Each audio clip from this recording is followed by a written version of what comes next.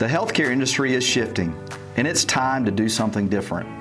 North Mississippi Health Services is redesigning healthcare, and we want you to be part of it too.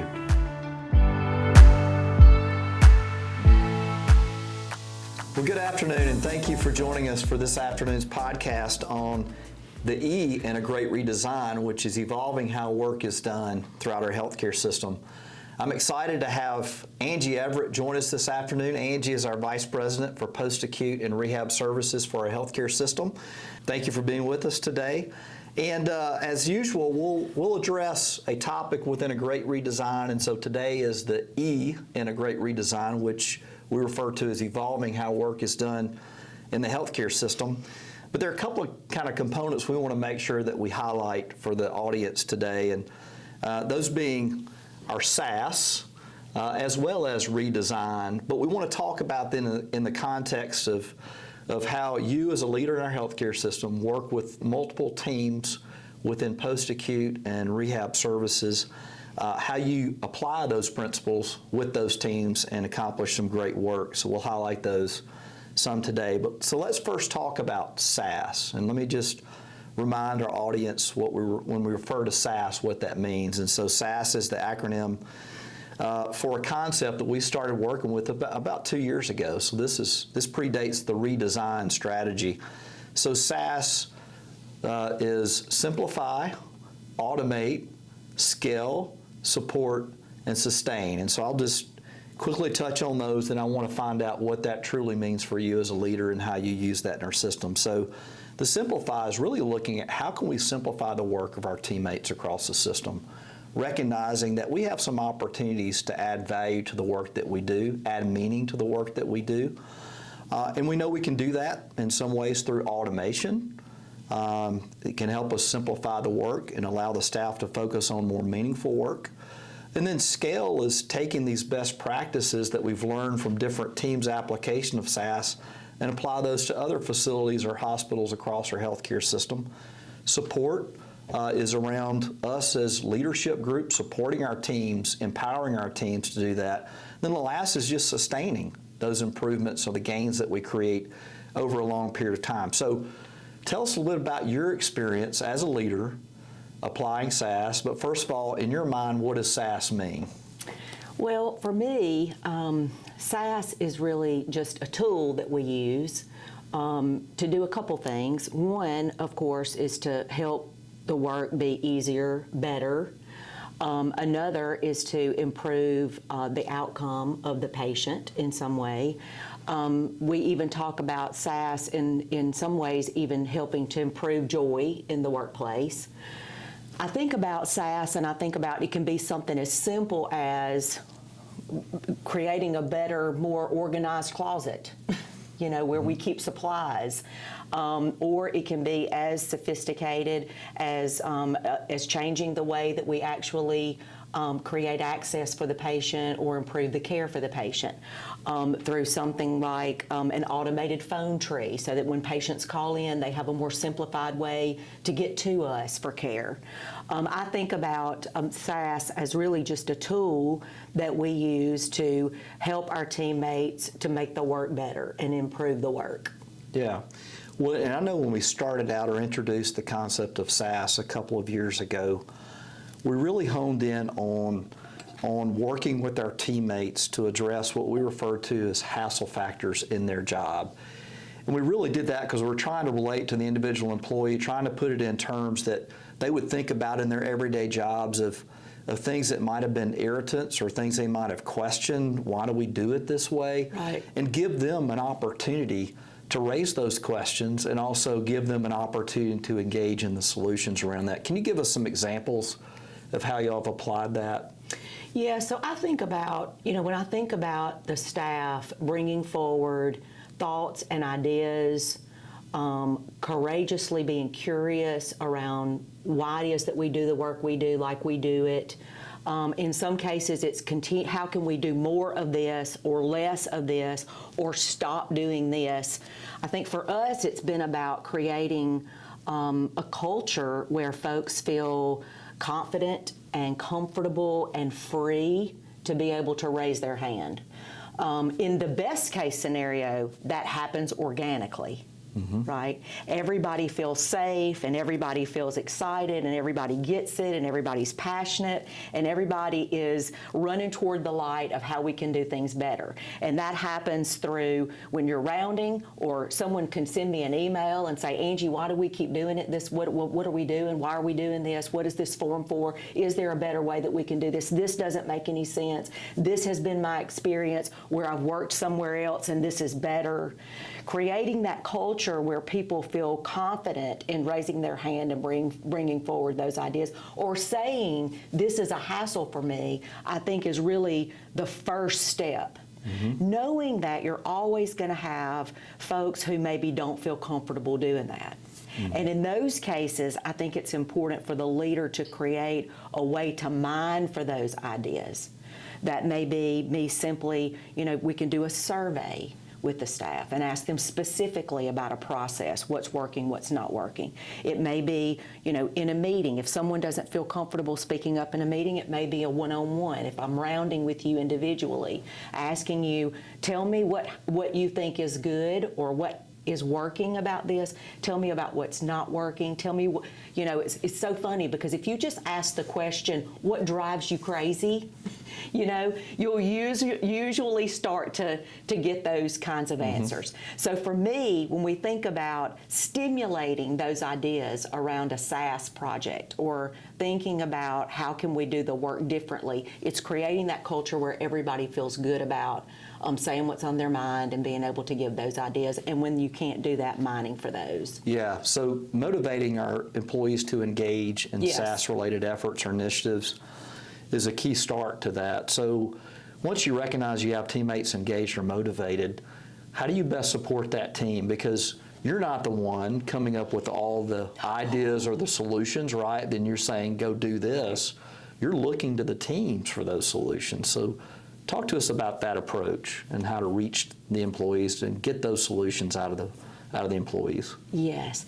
So for me, it's about, when I think about, I'm thinking about one in particular project that we worked on. And of course, it was brought through an idea. Then you assemble the right people around the table, right? You need all the voices of all the people that are going to have an impact or provide good impact or input to whatever that outcome is going to be. And then for me, it's just about encouraging, it's about supporting, it's about empowering. It's also about creating a culture where we want to go fast, we want a result, but we also know that there are times when we may have to pivot and make change.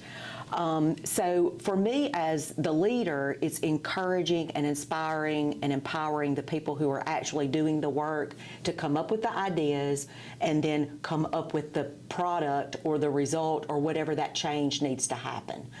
I myself need to be there to make sure that folks feel like their work matters, that they have joy at work, that we are focused on all of our change efforts, how that impacts the patient, and making sure that, I think about three things. When you think about those teammates and who's at the table making those changes happen, do they get it, right? Do they understand? Do they want it? Because you have to also inspire a passion in that, right? And then, do they have the capacity to be able to do it? So for me, that's the three things that I'm trying to make sure we have. That people get it, they want it, and that they have the capacity to make it happen. Awesome, awesome.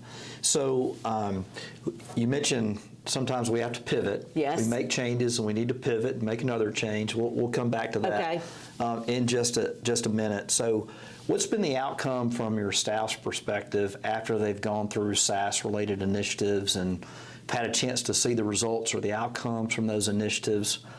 What's their response? Are they like, well, yeah, that's fine, but let's go on to something different or better? Or is it, hey, we like this and we want to do more of it? I've seen, for me, it's when I look at the team and we've had a win. we've been able, and I can think about one example in particular where we brought a team together. We had a goal in mind. We achieved that goal, and now they're looking around what's next. They get a confidence in the process. They get a confidence in themselves. They get a confidence in seeing how the team and the relationship of the team, the interdependency of work, of it takes you and you and you, and every voice matters, and every voice is going to create the change to happen. And to me, it's almost like you take a recipe, and that recipe creates a product. And then we apply that same recipe again, and there's synergy around that. So my experience with the staff has been that they've been very excited about results. They've been very excited to know that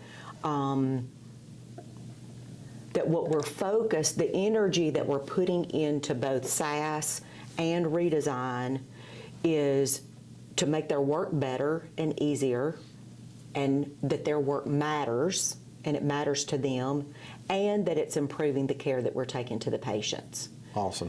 So, Angie, we've talked about SASS.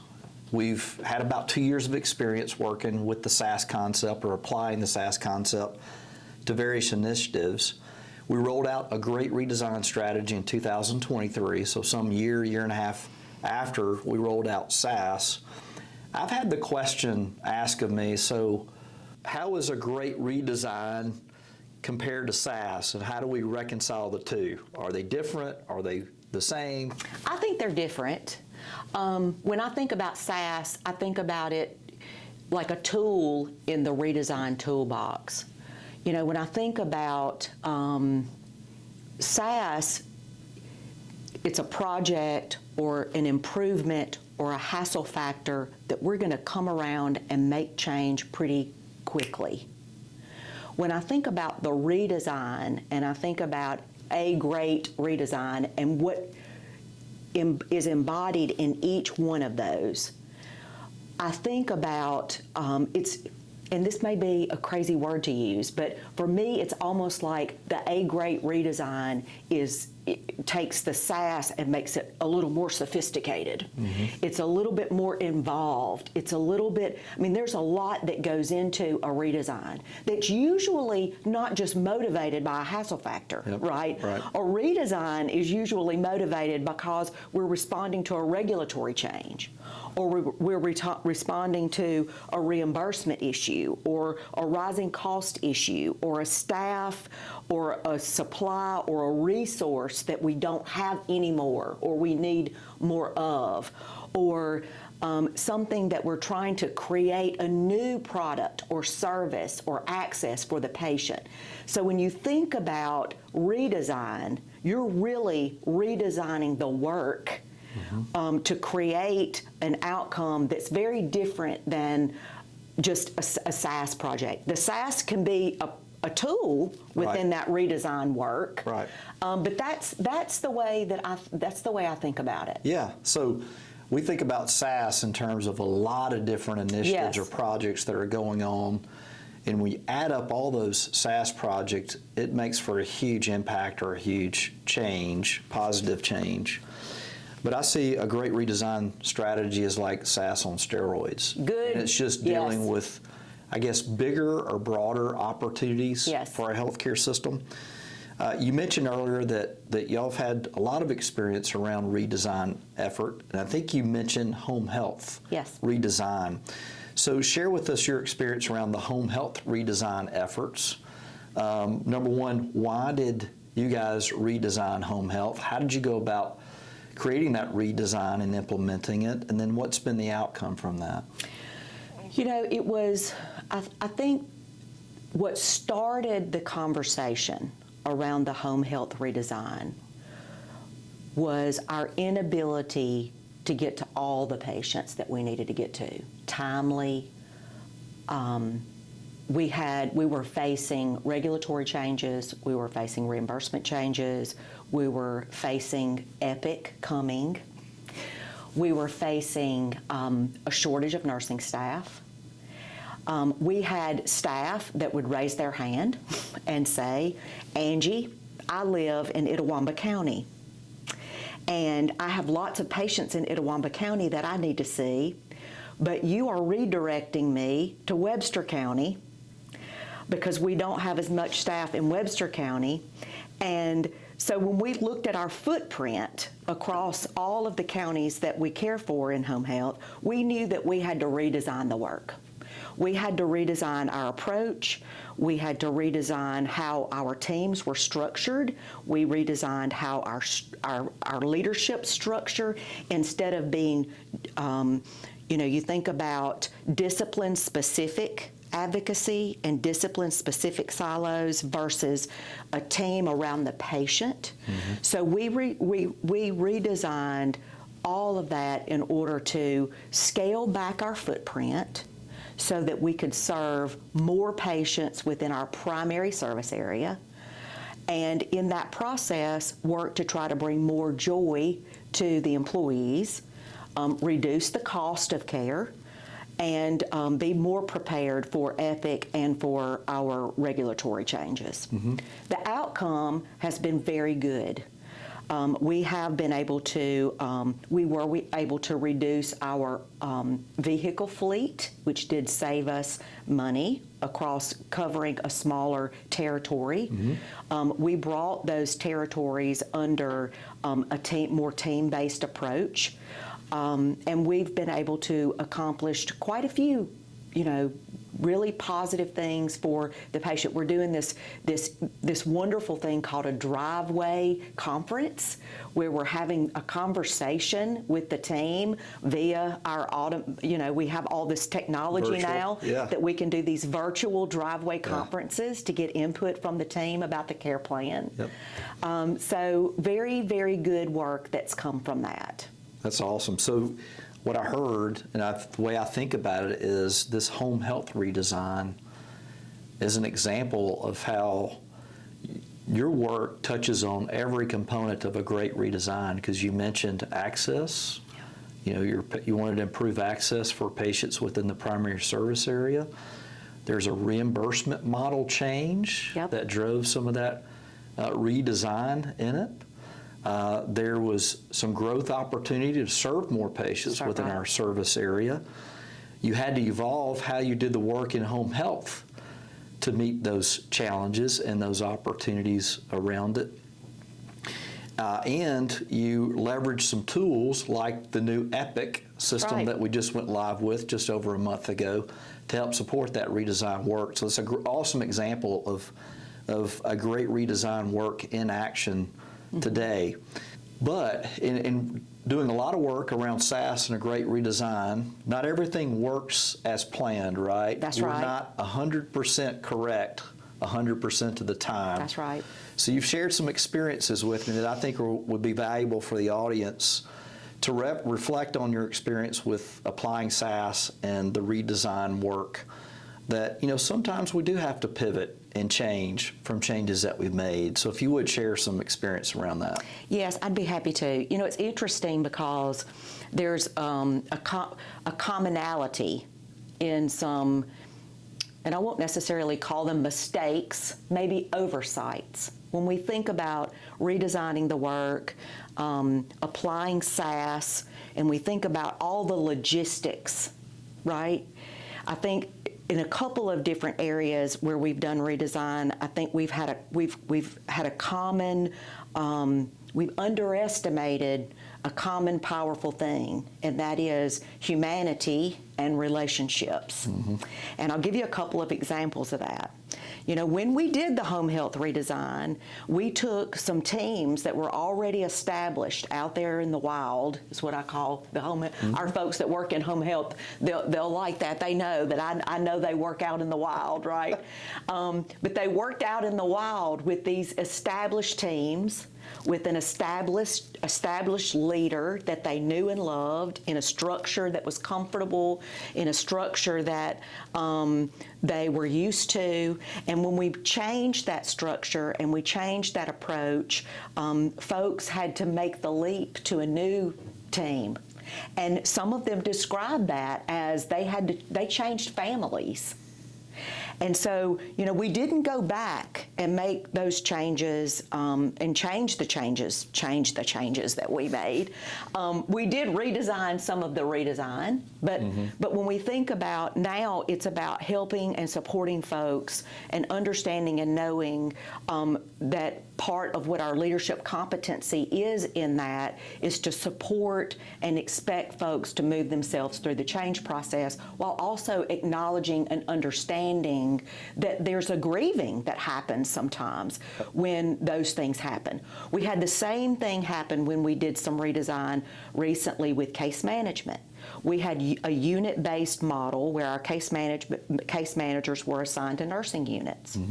And we changed that model to respond to some staffing shortages and assigned those case managers in some redesign work, primarily with providers. And we realized pretty quickly that the relationship between each of those case managers with their nursing unit, that synergy and that work that happens as a result of that relationship was greater than the logistics results that we were getting around that redesign work. So we did go back. There were things about the redesign that stayed in play, and a lot of that is doing some basic case management work that we know works, that's hardwired as a part of best practice, but knowing that we needed to reconnect those relationships because there was a lot of value in that was important. So I think that's been a real learning, I think, for us as a leadership team. Is we can get the feedback from the staff, we can get around the table, we can create a plan, we can have a logistics that we think works, we can execute the plan, we can even get the results that we want. But we also have to understand and know the power of sometimes the humanities and those relationships can change and how that can create some disruption, I'll say. Among the team. So there's no such thing as a perfect plan, right? There is no such thing as a perfect plan. We'll work hard to plan appropriately, but recognize that if things don't work out the best way, that we're willing and open and want to address the learnings that come up as we go through that change process, and we're willing to adapt the redesign as needed to get to the best outcome at the end of the day. That's and as you exactly said, right. because we see the win-win in this. It's not only about delivering the best outcome to the patient, but it's also providing the most meaningful and satisfaction for our employees that are working with us on these redesign efforts. So it's great to hear that we're willing to step back and assess what we've done. If things aren't working in the best way possible, we'll address it. And we'll make changes as necessary. And sometimes when you do the redesign work and you have the best laid plans, they don't create the result that you want. Right. And I think then you go back to the drawing board to say, okay, how can we regroup and have a different approach? Because ultimately, all of this work needs to have a result that's tangible and understandable and can be acknowledged and recognized and measured, right? Right. Because it's not as if we're trying to invoke SASS or redesign for the fun of it, right? We want there to be a positive outcome, either for the employee, for the team, for the patient, all of that around the work, and around what I would say, if it doesn't positively impact one of the critical success factors, why are we really spending our time doing it? Right, right. So just to kind of bring us to a close and thinking about the work that you all have done in your areas, you highlighted home health and several examples of application of SASS and a great redesign. I mean, at the end of the day, we need and are looking for the engagement of all of our teammates in this process. And so how important do you think are the SASS tools and the redesign efforts at generating engagement from our employees? Or do you think our employees just see it as the flavor of the month or something that we as leadership think sounds good, but may not do in practice. And I'm asking you to be vulnerable here because I think it's important for the audience to hear us in how we think about this from leadership. See it as a reflection of what the leader believes it to be. You know, for me personally, I have a great passion for our employees feeling heard. I have a great passion for patients having good care, good outcomes, and access to good health care. I have a great passion for our employees having joy at work and that their relationships and their voice is meaningful. And to me, if you're a leader and you're not using SASS and redesign as a way to create that, then you're missing a real opportunity. Because it's not a flavor of the month. We can call it anything that we want to call it, but ultimately it's us as an organization creating a culture where we're constantly going to be in motion to create improvements. And for me, it's a framework that we can use to get people excited about change. I mean, change is tough. And change is hard, and a lot of people don't like change. But nothing good ever comes from staying the same. Right? So, you know, do I believe that the employees that are engaged and involved and challenged and empowered and given the safe space to raise their hand and be a part of redesign and SASS see its value and feel and think as though it's something that is going to improve their work and the outcome for their patient, and you connect the why to their heart and their mind, they're going to do anything in the world to make that happen. Absolutely. Absolutely. Thank you for that feedback. Thank you for being with us this afternoon and sharing your experiences from the post-acute and rehab areas. Thank you for your leadership in applying the SASS and redesign principles. They're great examples of what we're doing and should be doing across the entire system to not only engage our teammates across the system, but engage them in a way that leads to better outcomes for work life as well as the care of patients. So thank you, Angie.